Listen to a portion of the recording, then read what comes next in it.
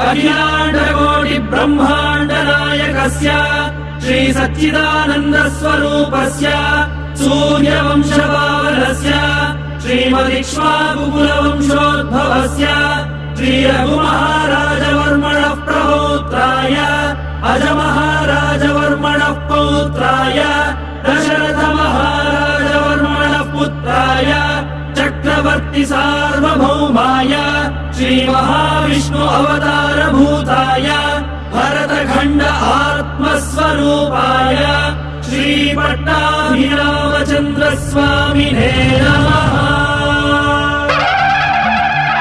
राजाय प्रदक्षदायिने नमो भजं वैः श्रवणाय कुर्महे समे कामान् कामकामाय मह्यम् कामेश्वरो वैः श्रवणो ददातु कुबेराय वै श्रवणाय महाराजाय नमः।